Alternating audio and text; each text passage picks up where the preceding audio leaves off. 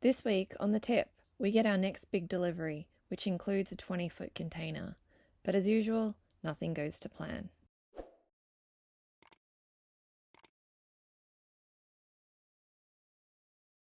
Well, here we are, like 12 hour, well, just under 24, maybe 18 hours until they get here, and everything has changed and none of our stuff is in the shipping container. That's what we had planned for this whole time. And I don't know how we're gonna do it again. But I've made a couple anchor points for the winch. I'm gonna make a little skid just in case with the tide they can't get in all the way. And the container needs to come off first. Doors are facing the shore. It would have been, yeah, it would have been nice if they're facing the other way, because at least we could drag it off and then load straight into it and then drag it up. But anyway, it is what it is. Lots to do, less than 24 hours. Not sure how this one's going to work out.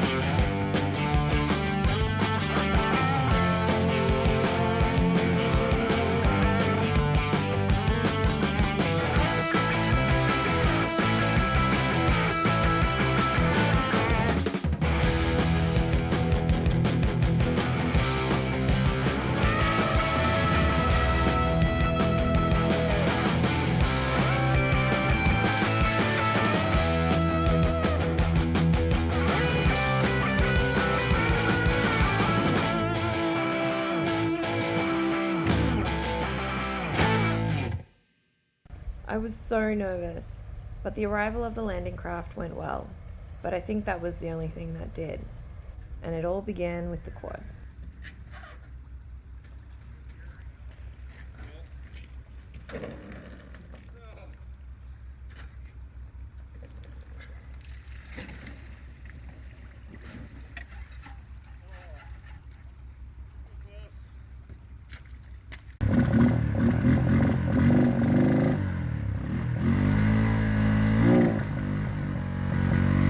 With the battery boosted, we could now get the container moving.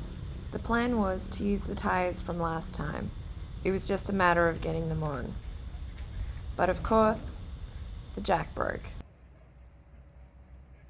Thankfully, Doug didn't get hurt, and with his quick thinking, he used his chainsaw winch to move the container forward enough to get the tires on.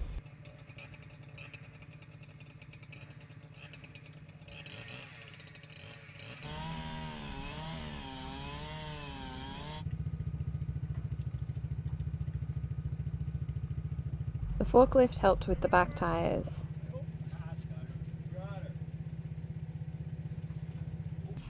And now it's time for the move.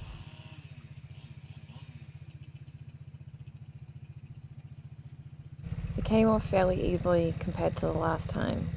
Okay, so I guess that went well too. But just as it arrived into place, the chainsaw winch died, with the bolts shearing right off. And with no time to spare, we had to get the rest of our stuff off the boat. However, with the forklift unable to run on the ramp past a certain angle, we had to figure out how the rest of the totes would come off the landing craft. They were filled with extremely heavy things, so this was going to be a challenge.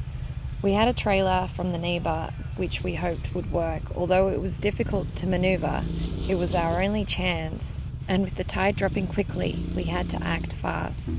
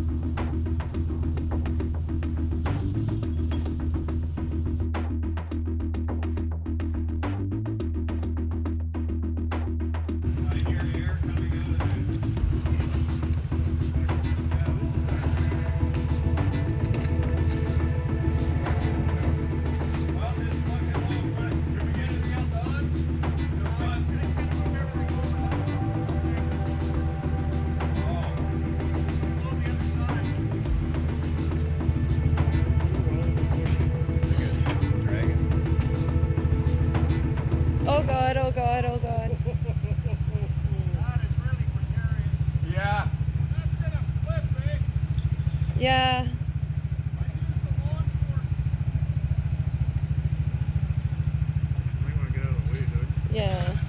I was not gonna get me there. Famous buzzwords. Yeah, that's. No. The tire's You get some weight on the other side. Eventually, with some careful manoeuvring, the trailer was loaded with 4 totes. Now moving it up the beach was going to be another story.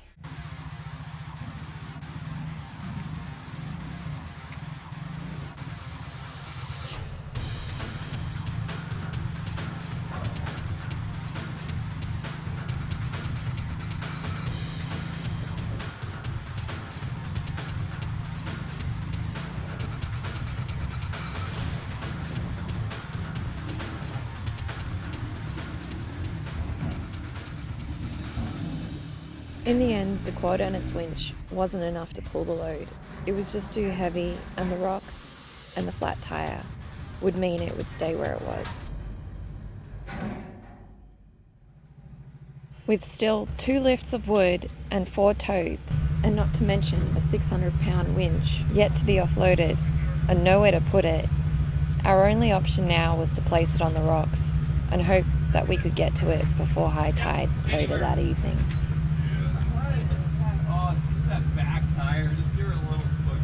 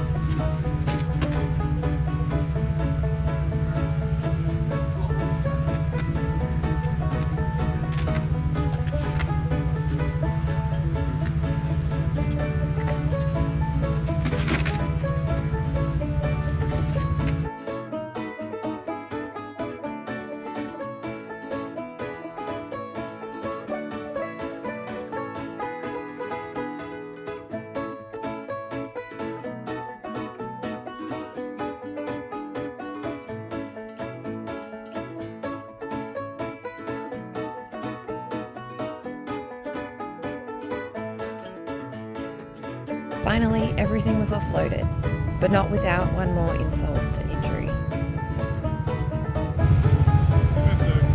He's pushing him. Doug hit the rocks, helping guide the landing craft out, which ended up being more than just a dinged prop. Good thing that was the word for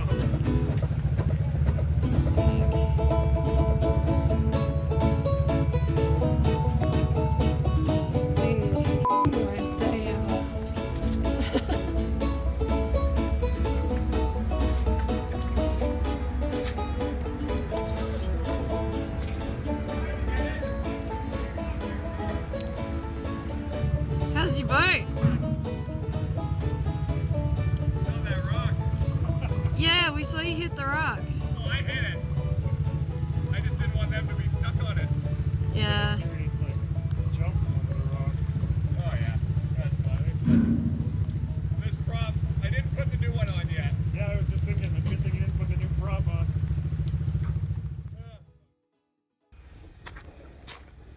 Tide is rising.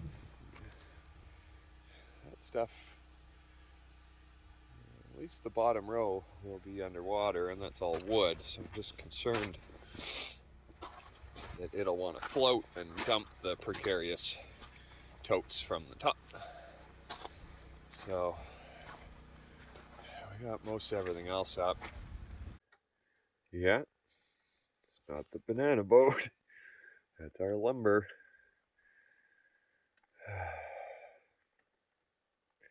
We couldn't get any further. It's gonna be fully under. Not thrilled. Hopefully it doesn't float away.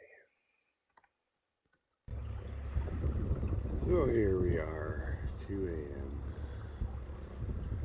My stuff is floating away. I'm gonna try and push it in without flipping what's left on top of it.